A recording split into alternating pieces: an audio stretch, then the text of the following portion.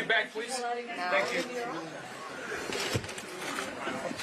So this is one of the original pieces of State House furniture from the early 1800s. It's a tradition that we bring it in here for presidential candidates to sign their declaration. Nice piece of tradition. So, formal part of this is sign your declaration of candidacy.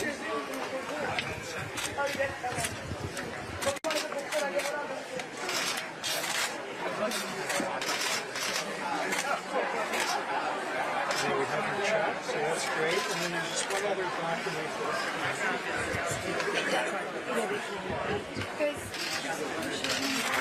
Everybody's pushing. And this is a tradition for presidential candidates. This is a notice to voters form we post at every polling place. And we take one copy of this to the presidential candidates. So just write a brief message to the voters of New Hampshire and then sign it. Does it matter where? Anywhere you want.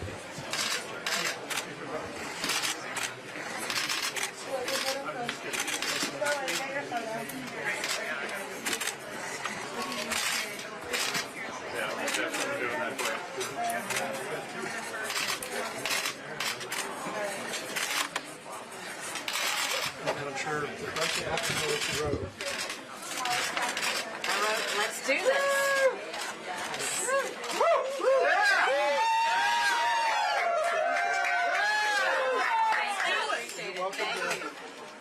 You want me to do it right here? Okay, so we're just going to do the press conference from here. We'll go ahead and start it. Hey, Ambassador. Yes. What separates you from other candidates on the trail in New Hampshire? And also, why shouldn't New Hampshire Republicans form a mind around the former president? I mean, first of all, I have been a chief executive. I have been a governor. I know how to deal with bureaucracy. I know how to lead it. I've also been in the foreign policy world. I dealt with China, Russia, Iran, North Korea, Israel, the Palestinians every day for 2 years. Every day, not a couple of times a year, every day. I know the threats that face us in the world, and I know what it takes to keep Americans safe. And I think people are ready for a new generational conservative leader. We feel the momentum on the ground in Iowa. We feel it in New Hampshire. We feel it in South Carolina.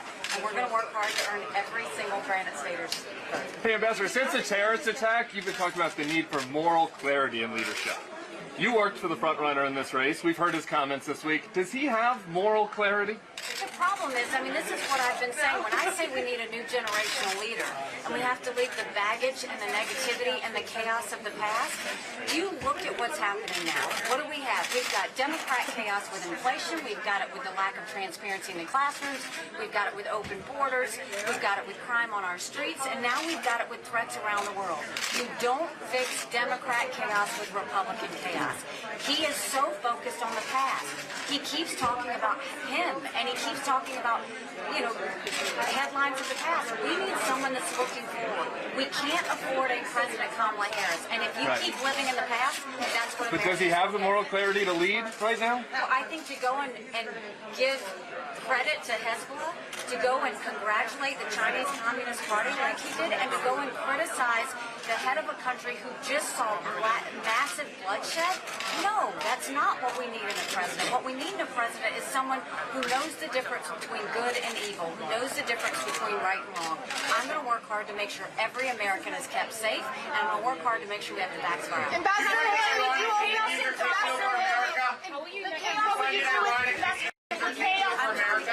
Ambassador Haley, there are going to be millions of people in Gaza who are innocent and cannot get out. Ambassador, what do you make of the border? I'm not going to answer any questions. She's going to call on you. I am calling on this person. She's the only one I'm going to talk to. If the rest of you talk, we can't answer any questions. I just want to know your response, given your fact as the UN ambassador to what's happening in Gaza. What would you do to help innocent civilians who are going to be caught in the crossfire? And what would you do with the border in Egypt that is they're not letting people from Gaza in? So I think if you look at the fact that, the last thing we want to see is more innocent lives lost. That's not what we want to see. I have been on the ground. I've been on the border of Gaza. I've been on the border of Lebanon. I've seen the missiles that are facing, the rockets facing Israel. I've been in the tunnels, and I saw in those tunnels where they hide equipment, where they hide ammunition, where they hide hostages, where they hide before they try and inflict pain. And I know how sophisticated they are. And where do they put these tunnels? They put them under schools. They put them under hospitals because they know that Israelis value human life. And so they do whatever it takes to make sure that happens. Now we're dealing with a situation where we're looking at a ground game. I think Israel is right to want to eliminate Hamas. They have proven they don't deserve to exist on this earth, and we need to keep doing that. Having said that, what did Israel do? Once again, value human life, dropped flyers telling everybody to get out. And what's Hamas doing? Saying, no, stay. It doesn't mean anything. You could say, why does Hamas do that? Hamas does that because they want innocent civilians to die. They want to put it on Israel that innocent civilians died. And Egypt, if Egypt cares so much about these Palestinians, they should open up the avenues to get these innocent Palestinians out. But what we're going to see is, we're going to see the fact that we can no longer have Hamas exist. Let's not forget that there would be no Hamas without Iran, and we need to make sure that we finish this. What is your pathway to beating Trump in this primary? Well, first of all, I'll say what we've done right now. We've done over 100 events in Iowa and New Hampshire. That doesn't count all the events we've done in South Carolina. We're touching every hand. We're shaking every hand. We're answering every question. I'm the last person to leave, and we're working hard to show them not what the problems are in America, but what the solutions are in America. And what we're going to do is we're going to fight to earn every single person's vote. Why are we getting the momentum we're getting? It's because we are identifying with real people. We know that they're feeling inflation in the grocery store and the gas pump. I'm going to count it. I know what we need to do to get that back on track. We know that they're feeling crime on the streets. We need to have the backs of our law enforcement. We know that they want transparency in the classroom. As a mom, I know parents have one job. They deserve to know what's being said or taught to their children in the classroom. We know that there's an open border, and I know that the biggest national security threat is if those terrorists come into America and we have another 9/11. We've got to do everything we can to stop it. And we know that there are threats abroad, and America can never be so arrogant to think that we don't need friends or that that can't happen to us. We need to make sure we have someone who's going to keep Americans safe. And I think that what we're seeing is Iowans, Granite Staters, and South Carolinians are seeing that. They don't want a President Kamala Harris. They want someone that's going to bring sanity back, and they want someone who's ready to sit there and work and serve them. And I'm going to do that. And that's why I think we're doing that. When it comes to everything else, we're seeing we're second in Iowa, second in New Hampshire, second in South Carolina. There's one more we got to overcome. We'll do that too. Ambassador, when you look at the chaos in Congress right now, the inability to elect a speaker, especially in a time of crisis when urgent action from Congress could be needed, how would you, if you were in the Oval Office right now, handle that, bring some unity to the Republican Party? And are you concerned that this inaction from the GOP might have some consequences for Republicans in 2024? You know what I'll tell you, when I was governor, and we had a Republican House and a Republican Senate, and they would butt heads, I would bring them into my office and I would say, we're not leaving until you figure this out. This doesn't need to play out for Americans to see. It needs to play out behind closed doors. They don't need to leave until they fix this. They don't need to get paid until they fix this. What I will remind my fellow Republicans is, you don't fix Democrat chaos with Republican chaos. Get it together. Get us a leader. If you look at what's happened in Congress, they have one job, and that's to get us a budget. And here you have, they have only given a budget on time 4 times in 40 years. We have not seen action from Congress on the border, on the budget, on bringing down debt, on trying to make sure that we get legal immigration, or in dealing with all of these other issues.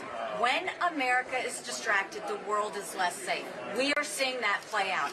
Get it together. It's not about you. It's about the American people. And the American people are done with this. They need to get in a room and not leave until they figure this out. Ambassador, Right here. Ambassador Haley, you call to increase campaign transparency and campaign finance. So as president, how will you increase that transparency? Well, I think, I believe in transparency in anything. So, in campaign finance, you should see everything. That's the bottom line. If you can see it, then that gives you more more information. So we will always make sure that everything is available to be seen and that you can see exactly what's going on. I think that informs voters, and I think that makes for good decisions.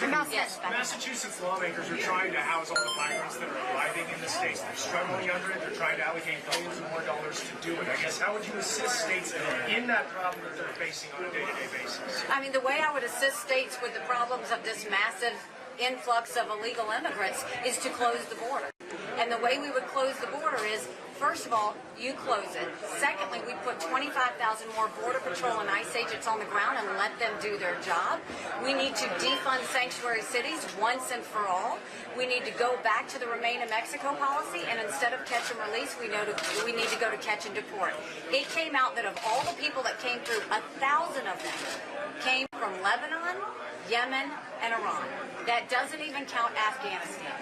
Look at what happened to Israel. Look at what happened to Israel.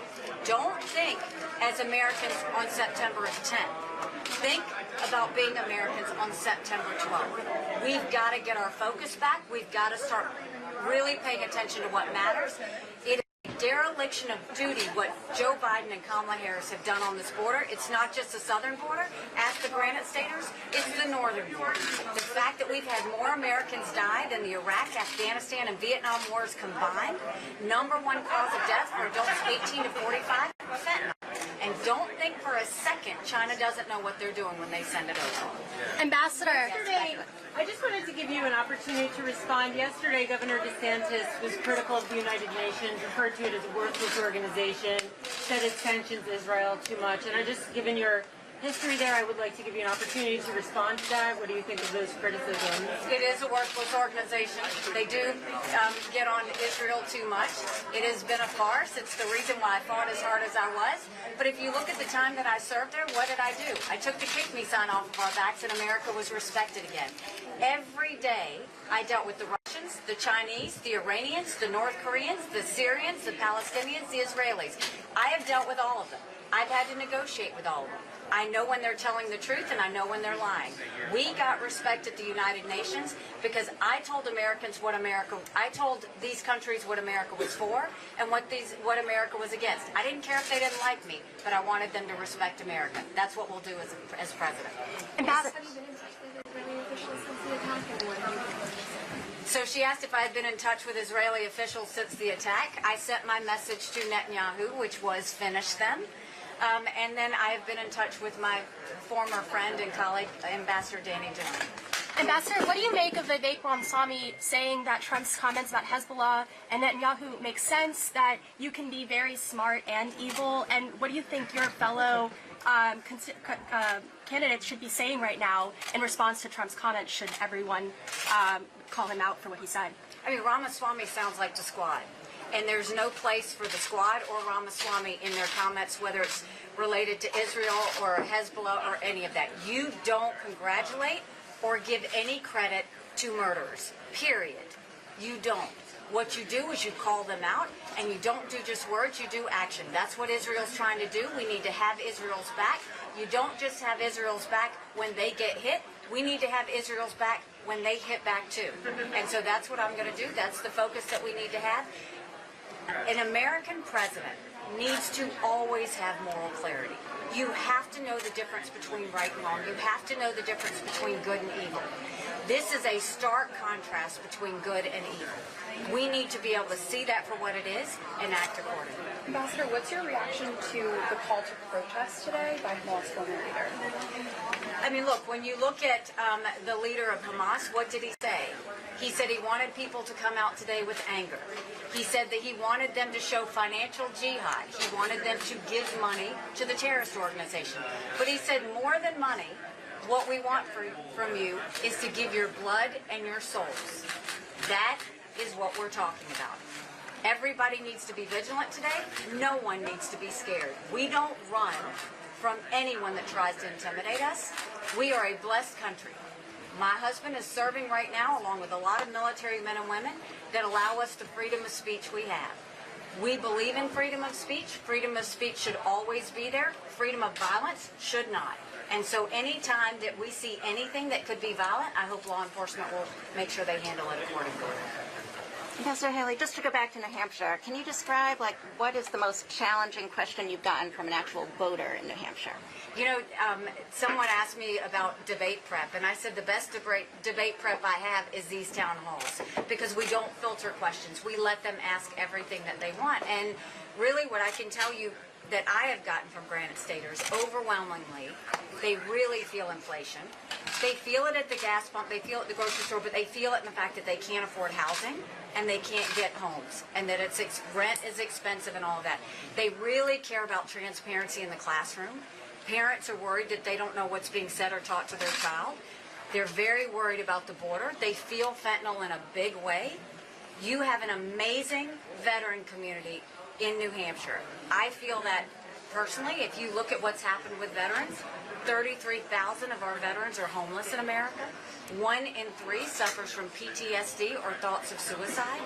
We lose 22 heroes a day to suicide. If you look, if a veteran needs a doctor's appointment, on average it takes 29 days. Why 29 days? Because on the 30th day, they get to go to the doctor or hospital of their choice. So what happens is midway through the 29 days, they get a call to reschedule, and it starts all over again. It is shameful the way we deal with our veterans, and I'm going to make sure we fix it. We're going to fix it by helping them in the transition. We're going to fix it by having telehealth so that they get mental health care when they need it. We're going to fix it by making sure their GI benefits go to more than just education. We're going to fix it by making sure that they can go to the doctor or hospital of their choice. And the way I think we take care of their health care is I think every member of Congress should get their health care from the VA. And you watch how fast that gets fixed. Ambassador Haley. Earlier this week, Will Hurd, former congressman, dropped out of the race. He endorsed you. Is it time for some of the other long shots in this race to maybe call it quits?